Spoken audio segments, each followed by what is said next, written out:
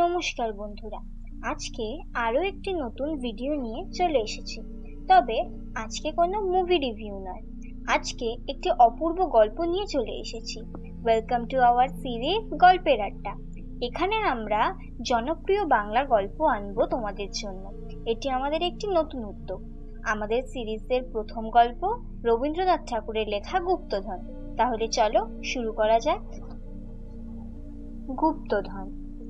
অমাবস্যার নিশীথ রাত্রি।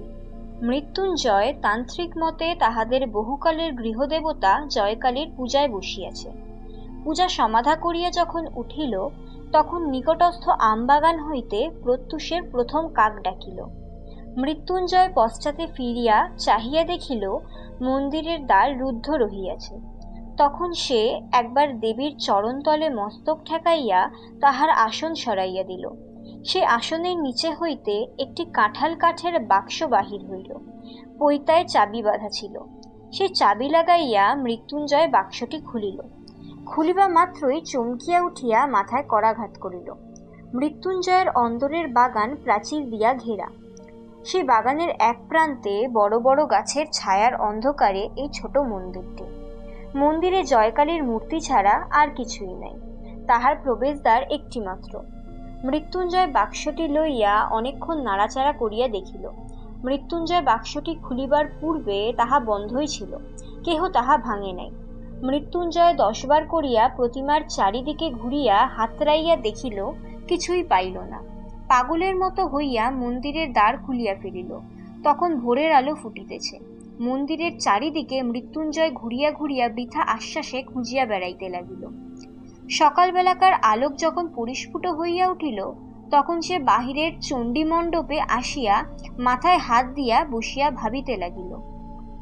সমস্ত রাত্রি অনিদ্রার পর ক্লান্তি শরীরে একটু তন্দ্রা আসিয়াছে। এমন সময় হঠাৎ চমকিয়া উঠিয়া শুনিল, জয় হোক বাবা। সম্মুখে প্রাঙ্গণে এক জটাজুটোধারী সন্ন্যাসী। মৃত্যুঞ্জয় ভক্তি ভরে তাহাকে প্রণাম করিল। সন্ন্যাসী তাহার মাথায় হাত দিয়া আশীর্বাদ করিয়া কহিলেন, বাবা, তুমি মনের মধ্যে বৃথা শোক করিতেছ। শুনিয়া মৃত্যুঞ্জয় আশ্চর্য হইয়া উঠিল।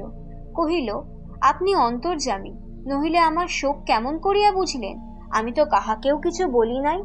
সন্ন্যাসী কহিলেন, বৎস, আমি বলিতেছি, তোমার যাহা হারাইয়াছে সেজন্য তুমি আনন্দ করো, শোক করিও না।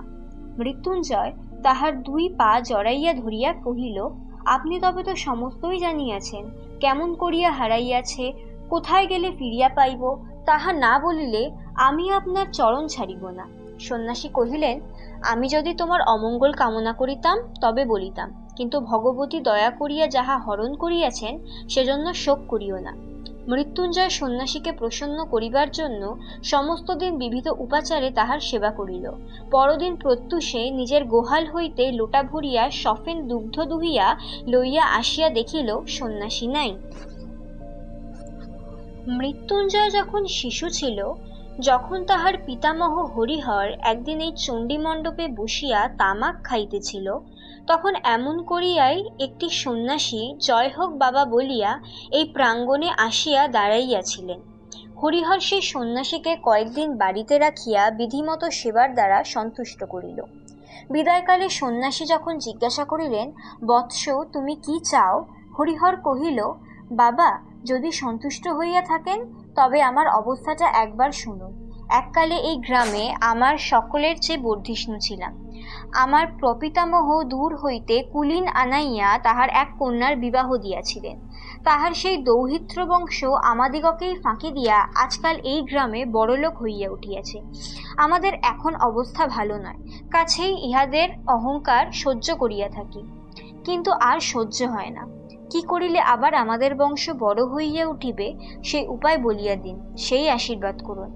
সন্ন্যাসী ঈষৎ হাসিয়া কহিলেন, বাবা, ছোট হইয়া সুখে থাকো, বড় হইবার চেষ্টায় শ্রেয় দেখি না। কিন্তু হরিহর তবু ছাড়িল না। বংশকে বড় করিবার জন্য সে সমস্ত স্বীকার করিতে রাজি আছে। তখন সন্ন্যাসী তাহার ঝুলি হইতে কাপড় মোড়া একটি তুলট কাগজের লিখন বাহির করিলেন। কাগজখানি দীর্ঘ, কোষ্ঠীপত্রের মতো গুটানো। সন্ন্যাসী সেটি মেঝের উপরে খুলিয়া ধরিলেন। হরিহর দেখিল তাহাতে নানা প্রকার চক্রে নানা সাংকেতিক চিহ্ন আঁকা। আর সকলের নিম্নে একটি প্রকাণ্ড ছড়া লেখা আছে। তাহার আরম্ভটা এইরূপ: পায়ে ধরে সাধা, রা নাহি দেয় রাধা, শেষে দিল রা, পাগল ছাড়ো পা, তেঁতুল বটের কোলে, দক্ষিণে যাও চলে, ঈশান কোণে ঈশানী, কহে দিলাম নিশানী। হরিহর কহিল, বাবা, কিছুই তো বুঝিলাম না। সন্ন্যাসী কহিলেন, কাছে রাখিয়া দাও, দেবীর পূজা করো, তাহার প্রসাদে তোমার বংশে কেহ না কেহ এই লিখন বুঝিতে পারিবে, তখন সে এমন ঐশ্বর্য পাইবে জগতে যাহার তুলনা নাই। হরিহর মিনতি করিয়া কহিল, বাবা, কি বুঝাইয়া দিবেন না? সন্ন্যাসী কহিলে, না, সাধনা দ্বারা বুঝিতে হইবে। এমন সময় হরিহরের ছোট ভাই শঙ্কর আসিয়া উপস্থিত হইল। তাহাকে দেখিয়া হরিহর তাড়াতাড়ি লিখনটি লুকাইবার চেষ্টা করিল। সন্ন্যাসী হাসিয়া কহিলেন, বড় হইবার পথের দুঃখ এখন হইতেই শুরু হইল, কিন্তু গোপন করিবার দরকার নেই, কারণ ইহার রহস্য কেবল একজন মাত্রই ভেদ করিতে পারিবে। হাজার চেষ্টা করিলেও আর কেহ তাহা পারিবে না। তোমাদের মধ্যে এই লোকটি যে কে তাহা কেহ জানে না, অতএব ইহা সকলের সম্মুখেই নির্ভয় খুলিয়া রেখাতে পারো। সন্ন্যাসী চলিয়া গেলেন। কিন্তু হরিহর এ কাগজটি লুকাইয়া না রাখিয়া থাকিতে পারিল না। পাছে আর কেহ ইহা হইতে লাভবান হয়, পাছে তাহার ছোট ভাই শঙ্কর ইহার ফলভোগ করিতে পারে, এই আশঙ্কায় হরিহর এই কাগজটি একটি কাঁঠাল কাঠের বাক্সে বন্ধ করিয়া তাহাদের গৃহদেবতা জয়কালীর আসন তলে লুকাইয়া রাখিল। প্রত্যেক অমাবস্যা নিশীথরাত্রে দেবীর পূজা সারিয়া সে একবার করিয়া সেই কাগজটি খুলিয়া দেখিত, যদি দেবী প্রসন্ন হইয়া তাহাকে অর্থ বুঝিবার শক্তি দেন। শঙ্কর কিছুদিন হইতে হরিহরকে মিনতি করিতে লাগিল, দাদা, আমাকে সেই কাগজটা একবার ভালো করিয়া দেখিতে দাও না। হরিহর কহিল, দূর পাগল, সে কাগজ কি আছে?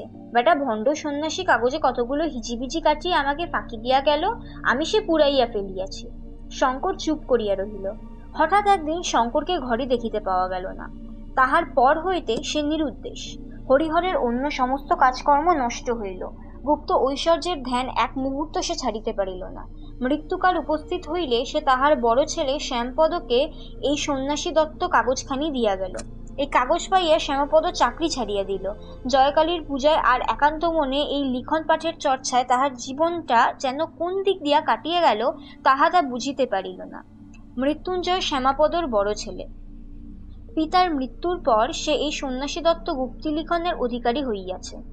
তাহার অবস্থা উত্তরোত্তর যতই হীন হইয়া আসিতে লাগিল, ততই অধিকতর আগ্রহের সহিত ওই কাগজখানির প্রতি তাহার সমস্ত চিত্ত নিবিষ্ট হইল। এমন সময় গত অমাবস্যা রাত্রে পূজার পর লিখনখানি আর দেখিতে পাইল না। সন্ন্যাসীও কোথায় অন্তর্ধান করিল। মৃত্যুঞ্জয় কহিল, এই সন্ন্যাসীকে ছাড়া হইবে না, সমস্ত সন্ধান ইহার কাজ হইতেই মিলিবে। এই বলিয়া সে ঘর ছাড়িয়া সন্ন্যাসীকে খুঁজিতে বাহির হইল। 1 বৎসর পথে পথে কাটিয়া গেল। গ্রামের নাম ধারাগোল। সেখানে মৃত্যুঞ্জয় মুদির দোকানে বসিয়া তামাক খাইতেছিল আর অন্যমনস্ক হইয়া নানা কথা ভাবিতেছিল। কিছু দূরের মাঠের ধার দিয়া একজন সন্ন্যাসী চলিয়া গেল। প্রথমটা মৃত্যুঞ্জয়ের মনোযোগ আকৃষ্ট হইল না। একটু পরে হঠাৎ তাহার মনে হইল যে লোকটা চলিয়া গেল, এই তো সেই সন্ন্যাসী। তাড়াতাড়ি হুঁকাটা রাখিয়া মুদিকে সচকিত করিয়া এক দৌড়ে সে দোকান হইতে বাহির হইয়া গেল। কিন্তু সে সন্ন্যাসীকে দেখা গেল না। তখন সন্ধ্যা অন্ধকার হইয়া আসিয়াছে। অপরিচিত স্থানে কোথায় যে সন্ন্যাসীর সন্ধান করিতে যাইবে তাহা সে ঠিক করিতে পারিল না। দোকানে ফিরিয়া আসিয়া মুদিকে জিজ্ঞাসা করিল, ওই যে মস্ত বন দেখা যাইতেছে, ওখানে কি আছে? মুদি কহিল, এককালে ওই বন শহর ছিল, কিন্তু অগস্ত্য মুনির শাপে ওখানকার রাজা প্রজা সমস্তই মরকে মরিয়াছে।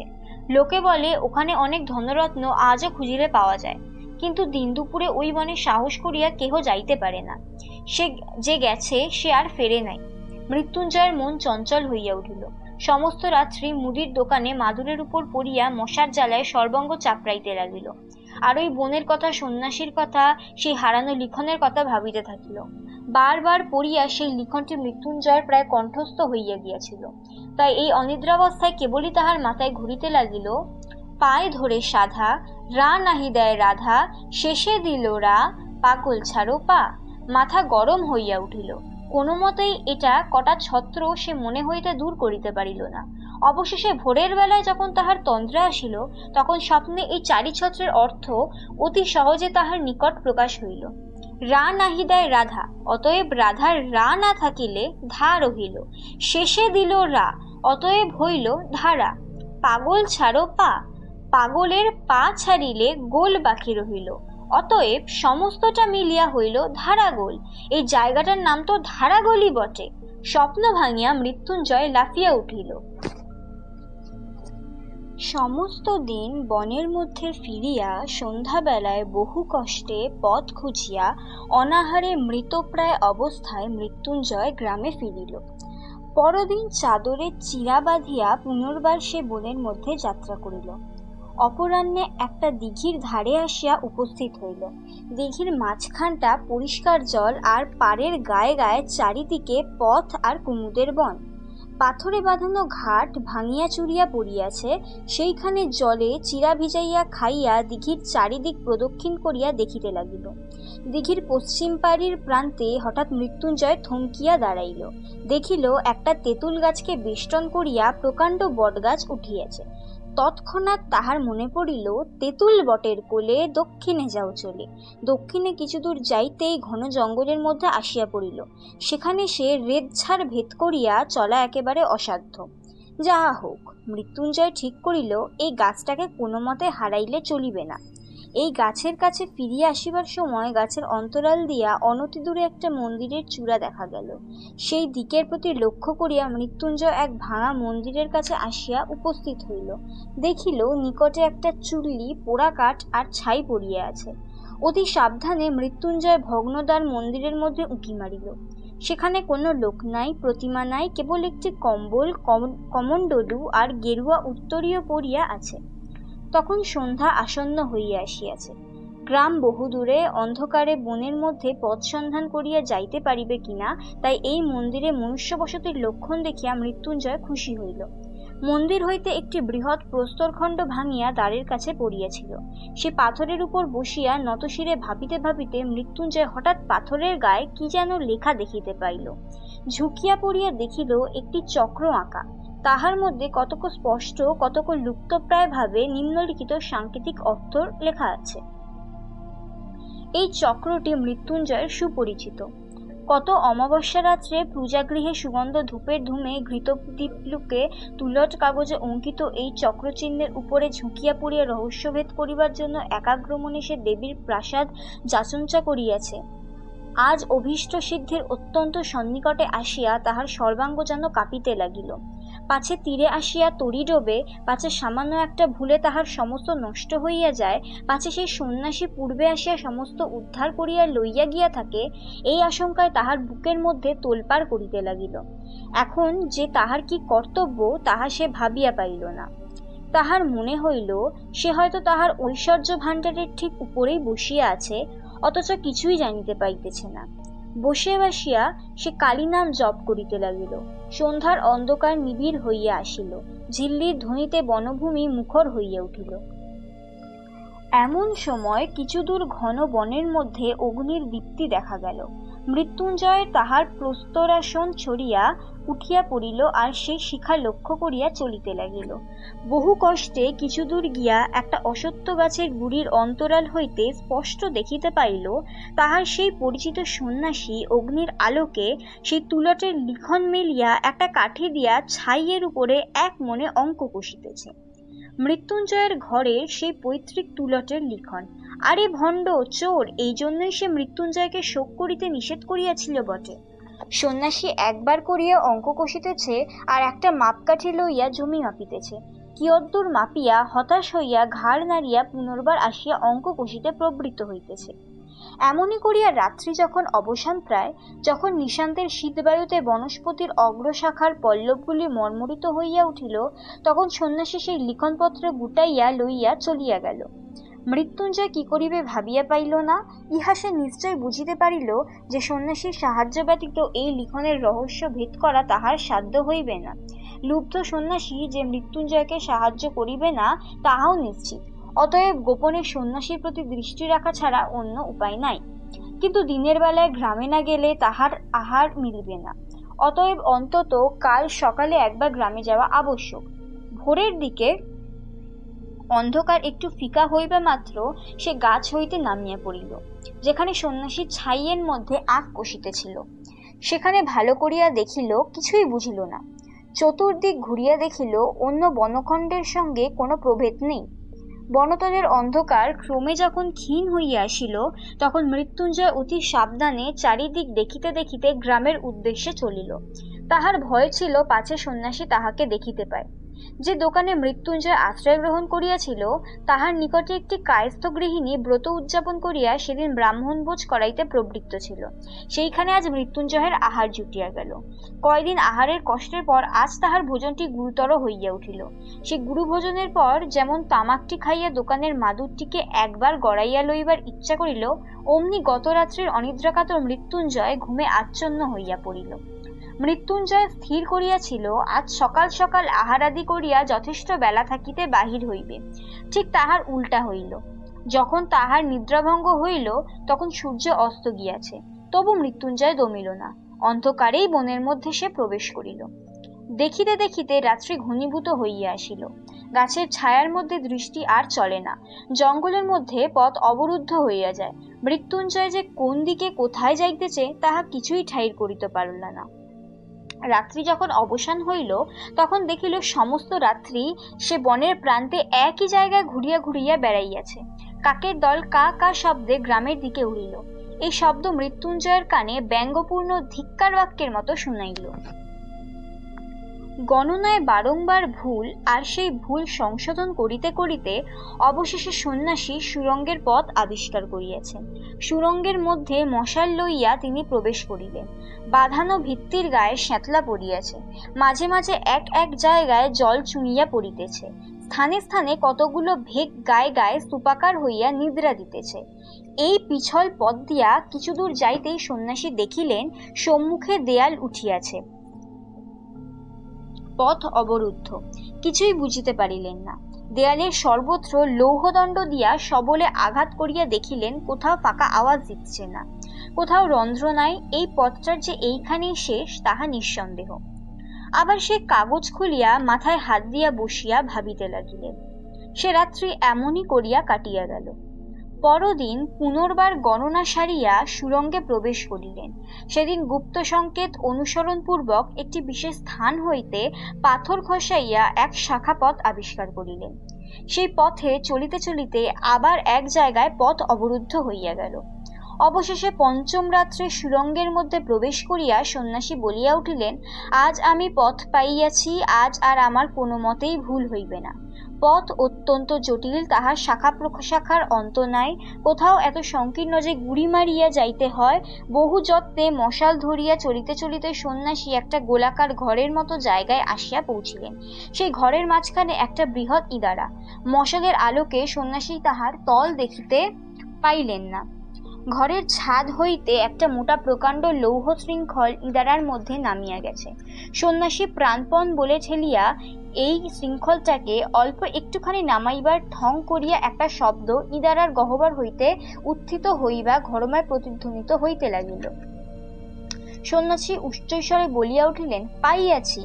যেমন বলা অমনি সেই ঘরের ভাঙা ভিত্তি হইতে একটা পাথর গড়াইয়া পড়িল, আর সেই সঙ্গে আরেকটি কি সচেতন পদার্থ ধপ করিয়া পড়িয়া চিৎকার করিয়া উঠিল।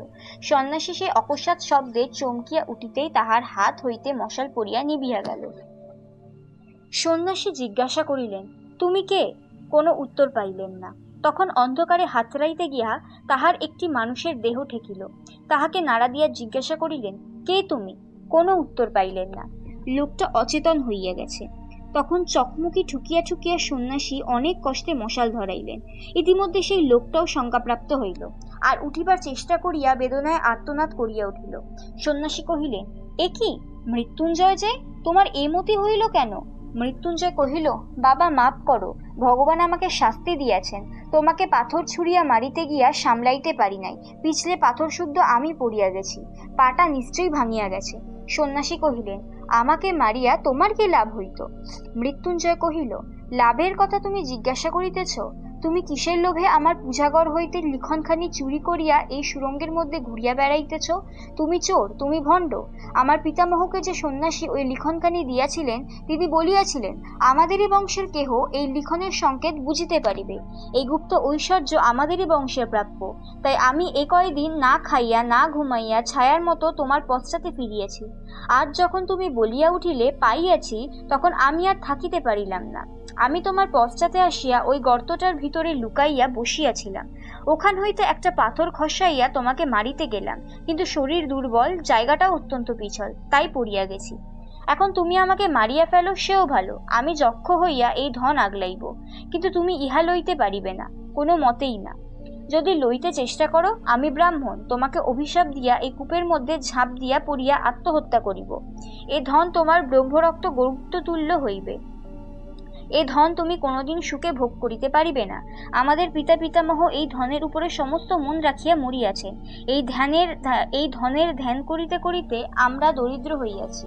এই ধনের সন্ধানে আমি বাড়িতে অনাথা স্ত্রী ও ধন শিশু সন্তান ফেলিয়া আহার নিদ্রা ছাড়িয়া লক্ষ্মী ছাড়া পাগলের মতো মাঠে ঘাটে ঘুরিয়া বেড়াইতেছি। এ ধন তুমি আমার চোখের সম্মুখে কখনো লইতে পারিবে না।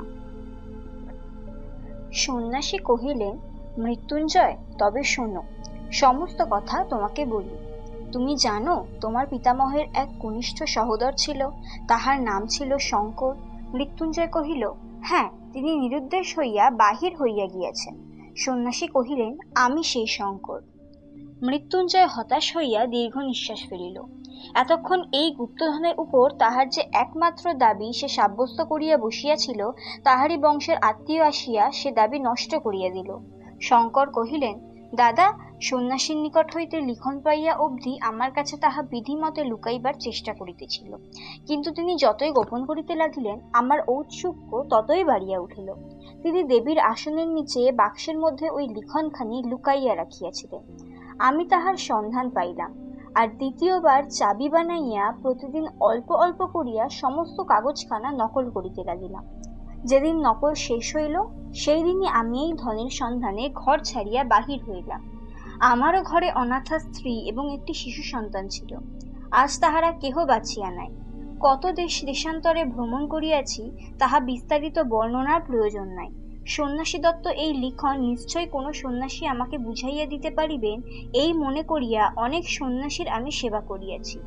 অনেক ভণ্ড সন্ন্যাসী আমার ওই কাগজের সন্ধান পাইয়া তাহা হরণ করিবারও চেষ্টা করিয়াছে। এইরূপে কত বৎসরের পর বৎসর কাটিয়াছে। আমার মনে এক মুহূর্তের জন্যও সুখ ছিল না, শান্তি ছিল না। অবশেষে পূর্ব জন্মার্জিত পুণ্যের বলে কুমায়ুন পর্বতে বাবা স্বরূপানন্দ স্বামীর সঙ্গ পাইলাম। তিনি আমাকে কহিলেন, বাবা, তৃষ্ণা দূর করো, তাহা হইলেই বিশ্বব্যাপী অক্ষয় সম্পদ আপনি তোমাকে ধরা দিবে। তিনি আমার মনের দাহ জুড়াইয়া দিলেন। তাহার প্রসাদে আকাশের আলোক আর ধরনের শ্যামলতা আমার কাছে রাজ সম্পদ হইয়া উঠিল। একদিন পর্বতের শিলাতলে শীতের সায়ান্নে পরমহংস বাবার ধুনিতে আগুন জ্বলিতেছিল। সে আগুনে আমার কাগজখানা সমর্পণ করিলাম। বাবা ঈষৎ একটু হাসিলেন। সে হাসির অর্থ তখন বুঝি নাই, আজ বুঝিয়াছি। তিনি নিশ্চয়ই মনে মনে বলিয়াছিলেন, কাগজখানা ছাই করিয়া ফেলা সহজ, কিন্তু বাসনা এত সহজে ভস্মাৎ হয় না। কাগজখানার যখন কোনো চিহ্ন রহিল না, তখন আমার মনের চারিদিক হইতে একটা নাগপাশ বন্ধন যেন সম্পূর্ণরূপে খুলিয়া গেল। মুক্তির অপূর্ব আনন্দে আমার চিত্ত পরিপূর্ণ হইয়া উঠিল। আমি মনে করিলাম, এখন হইতে আমার আর কোনো ভয় নাই। আমি জগতে কিছুই চাহি না। ইহার অনতিকাল পরে পরমহংস বাবার সঙ্গ হইতে চ্যুত হইলাম। তাহাকে অনেক খুঁজিলাম, কোথাও তাহার দেখা পাইলাম না। আমি তখন সন্ন্যাসী হইয়া নিরাসক্ত চিত্তে ঘুরিয়া বেড়াইতে লাগিলাম। অনেক বৎসর কাটিয়া গেল। সেই লিখনের কথা প্রায় ভুলিয়াই গেলাম। এমন সময় একদিন এই ধারাগুলের বনের মধ্যে প্রবেশ করিয়া একটি ভাঙা মন্দিরের মধ্যে আশ্রয় লইলাম। দুই একদিন থাকিতে থাকিতে দেখিলাম, মন্দিরের ভিতে স্থানে স্থানে নানা প্রকার চিহ্ন আঁকা আছে। এই চিহ্নগুলি আমার পূর্ব পরিচিত। এককালে বহুদিন যাহার সন্ধানে ফিরিয়াছিলাম, তাহার যে নাগাল পাওয়া যাইতেছে, তাহাতে আমার সন্দেহ রহিল না। আমি কহিলাম, এখানে আর থাকা হইবে না। এ বন ছাড়িয়া চলিলাম, কিন্তু ছাড়িয়ে যাওয়া ঘটিল না। মনে হইল, দেখাই যাক না কি আছে। কৌতূহল একেবারে নিবৃত্ত হইতে লাগিল, কেন সে কাগজখানা পুড়িয়ে ফেলিলাম। কোনো ফল হইল না। বারবার মনে হইতে লাগিল, কিন্তু ছাড়িয়া যাওয়া ঘটিল না। মনে হইল দেখাই যাক না কি আছে, কৌতূহল একেবারে নিবৃত্ত করিয়া যাওয়াই ভালো। চিহ্নগুলো লইয়া অনেক আলোচনা করিলাম, কিন্তু ফল হইল না। বারবার মনে হইতে লাগিল কেন সে কাগজখানা পুড়াইয়া ফেলিলাম, সেখানা রাখিলেই বা ক্ষতি কি ছিল। তখন আবার আমার সেই জন্মগ্রামে গেলাম। আমাদের পৈতৃক ভিটার নিতান্ত দুরাবস্থা দেখিয়া মনে করিলাম আমি সন্ন্যাসী, আমার ধনরত্নে কোনো প্রয়োজন নাই। কিন্তু এই গরিবরা তো গৃহী, সে গুপ্ত সম্পদ ইহাদের জন্য উদ্ধার করিয়া দিলে তাহাতে দোষ নাই। সেই লিখন কোথায় আছে জানিতাম, তাহা সংগ্রহ করা আমার পক্ষে কিছুমাত্র কঠিন হইল না। তাহার পরে একটি বৎসর ধরিয়া এই কাগজখানা লইয়া এই নির্জন বনের মধ্যে গণনা করিয়াছি আর সন্ধান করিয়াছি। মনে আর কোনো চিন্তা ছিল না। যত বারংবার বাধা পাইতে লাগিলাম, ততই উত্তরোত্তর আগ্রহ আরো বাড়িয়া চলিল। উন্মত্তের মতো অহরাত্র এই এক অধ্যাবসায় নিবিষ্ট রহিলাম। ইতিমধ্যে কখন তুমি আমার অনুসরণ করিতেছ তাহা জানিতে পারি নাই। আমি সহজ অবস্থায় থাকিলে তুমি কখনোই নিজেকে আমার কাছে গোপন রাখিতে পারিতে না, কিন্তু আমি তন্ময় হইয়াছিলাম। বাহিরের ঘটনা আমার দৃষ্টি আকর্ষণ করিত না। তাহার পরে যাহা খুঁজিতেছিলাম, আজ এইমাত্র তাহা আবিষ্কার করিয়াছি। এখানে যাহা আছে, পৃথিবীতে কোনো রাজেশ্বরের ভাণ্ডারেও এত ধন নাই। আর একটি মাত্র সংকেত ভেদ করিলেই সেই ধন পাওয়া যাইবে। এই সংকেতটিটাই সর্বাপেক্ষা দুরূহ, কিন্তু এই সংকেতও আমি মনে মনে ভেদ করিয়াছি। সেই জন্যই পাইয়াছি বলিয়া মনের উল্লাসে চিৎকার করিয়া উঠিয়াছিলাম। যদি ইচ্ছা করি তবে আর এক দণ্ডের মধ্যে সেই স্বর্ণ মাণিক্যের ভাণ্ডারের মাঝখানে গিয়া দাঁড়াইতে পারি। মৃত্যুঞ্জয় শঙ্করের পা জড়াইয়া ধরিয়া কহিল, তুমি সন্ন্যাসী, তোমার তো ধনের কোনো প্রয়োজন নাই।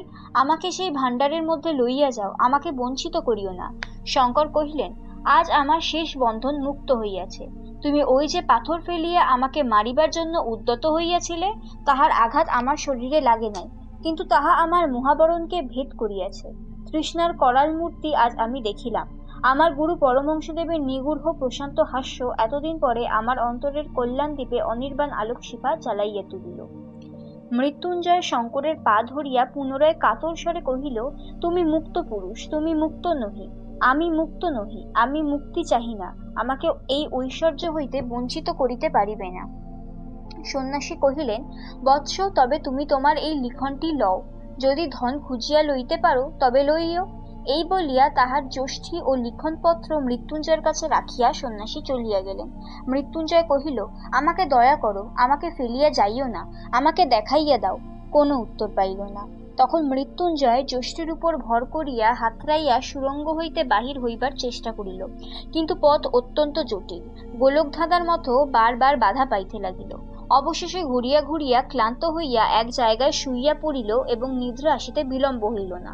ঘুম হইতে যখন জাগিল, তখন রাত্রি কি দিন কি কত বেলা তাহা জানিবার কোনো উপায় ছিল না। অত্যন্ত ক্ষুধাবোধ হইলে মৃত্যুঞ্জয় চাদরের প্রান্ত হইতে চিরা খুলিয়া লইয়া খাইল। তাহার পর আরেকবার হাতড়াইয়া সুরঙ্গ হইতে বাহির হইবার পথ খুঁজিতে লাগিল। নানা স্থানে বাধা পাইয়া বসিয়া পড়িল। তখন চিৎকার করিয়া ডাকিল, ওগো সন্ন্যাসী, তুমি কোথায়? তাহার সেই ডাক সুরঙ্গের সমস্ত শাখা প্রশাখা হইতে বারংবার প্রতিধ্বনিত হইতে লাগিল। অনতিদূর হইতে উত্তর আসিল, আমি তোমার নিকটেই আছি, কি চাও বলো। মৃত্যুঞ্জয় কাতর স্বরে কহিল, কোথায় ধন আছে আমাকে দয়া করিয়া দেখাইয়া দাও। দণ্ডপ্রহরের দ্বারা অবিভক্ত এই ভূতলগত চিররাত্রির মধ্যে মৃত্যুঞ্জয় আর একবার ঘুমাইয়া পড়িল। ঘুম হইতে আবার সে অন্ধকারের মধ্যে জাগিয়া উঠিল। চিৎকার করিয়া ডাকিল, ওগো আছো কি? নিকট হইতেই উত্তর পাইল, এইখানেই আছি, কি চাও? মৃত্যুঞ্জয় কহিল, আমি আর কিছু চাই না, আমাকে এই সুরঙ্গ হইতে উদ্ধার করিয়া লইয়া যাও। সন্ন্যাসী জিজ্ঞাসা করিলেন, তুমি ধন চাও না? মৃত্যুঞ্জয় কহিল, না, চাহি না। তখন চকমকি ঠোকার শব্দ উঠিল এবং কিছুক্ষণ পরে আলো জ্বলিল। সন্ন্যাসী কহিলেন, তবে এসো মৃত্যুঞ্জয়, এই সুরঙ্গ হইতে বাহিরে যাই। মৃত্যুঞ্জয় কাতরস্বরে কহিল, বাবা, নিতান্তই কি সমস্ত ব্যর্থ হইবে? এত কষ্টের পরেও কি ধন কি পাইব না? তৎক্ষণাৎ মশাল নিবিয়া গেল। মৃত্যুঞ্জয় কহিল, কি নিষ্ঠুর, বলিয়া সেইখানে বসিয়া পড়িয়া ভাবিতে লাগিল। সময়ের কোনো পরিমাণ নেই, অন্ধকারের কোনো অন্ত নাই। মৃত্যুঞ্জয়ের ইচ্ছা করিতে লাগিল তাহার সমস্ত শরীর মনের বলে এই অন্ধটাকে ভাঙিয়া চূর্ণ করিয়া ফেলে। আলোক আকাশ আর বিশ্বচ্ছবির বৈচিত্র্যের জন্য তাহার প্রাণ ব্যাকুল হইয়া উঠিল। কহিল, ওগো সন্ন্যাসী, ওগো নিষ্ঠুর সন্ন্যাসী, আমি ধন চাই না, আমাকে উদ্ধার করো। সন্ন্যাসী কহিলেন, ধন চাও না? তবে আমার হাত ধরো, আমার সঙ্গে চলো। এবারে আর আলো জ্বলিল না।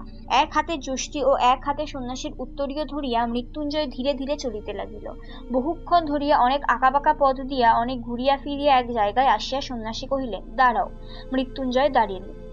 তাহার পরে একটা মরিচ পড়া লোহার দ্বার খোলার উৎকট শব্দ শোনা গেল। সন্ন্যাসী মৃত্যুঞ্জয়ের হাত ধরিয়া কহিলেন, এসো। মৃত্যুঞ্জয় অগ্রসর হইয়া যেন একটা ঘরে প্রবেশ করিল। তখন আবার চকমকি ঠোকার শব্দ শোনা গেল। কিছুক্ষণ পরে যখন মশাল জ্বালিয়া উঠিল, এ কি আশ্চর্য দৃশ্য! চারিদিকে দেয়ালের গায়ে মোটা মোটা সোনার পাত ভূগর্ভরুদ্ধ কঠিন সূর্যালোক পুঞ্জের মতো স্তরে স্তরে সজ্জিত। মৃত্যুঞ্জয়ের চোখ দুটো জ্বলিতে লাগিল। সে পাগলের মতো বলিয়া উঠিল, এ সোনা তো আমার, এ আমি কোনো মতে ফেলিয়া যাইতে পারিব না। সন্ন্যাসী কহিলেন, আচ্ছা, ফেলিয়া যাইও না।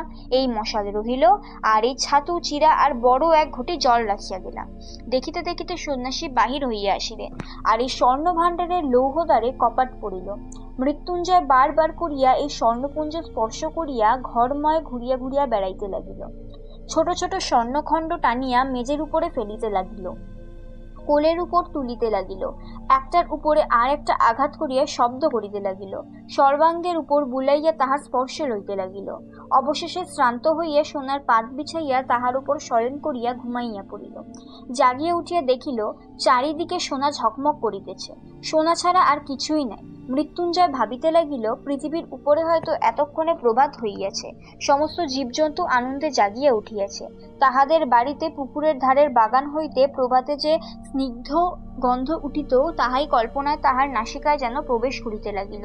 সে যেন স্পষ্ট চোখে দেখিতে পাইল পাতিহাঁসগুলি দুলিতে দুলিতে কলরব করিতে করিতে সকালবেলায় পুকুরের জলের মধ্যে আসিয়া পড়িতেছে, আর বাড়ির ঝি বামা কোমরে কাপড় জড়াইয়া ঊর্ধ্বস্থিত দক্ষিণাত্যের উপর এক রাশি পিতল কাঁসার থালা বাটি লইয়া ঘাটে আনিয়া উপস্থিত করিতেছে। আজকের গল্পটি এখানেই শেষ হলো। গল্পটি যদি ভালো লাগে তাহলে লাইক করতে আর বন্ধুদের সাথে শেয়ার করতে কিন্তু ভুলবেন না। আর এরকম গল্প যদি আরো শুনতে চান তাহলে আমাদেরকে কমেন্ট করে জানাবেন। ভিডিওটি এতদূর দেখার জন্য আপনাদেরকে অসংখ্য ধন্যবাদ। আবার দেখা হবে পরের ভিডিওতে।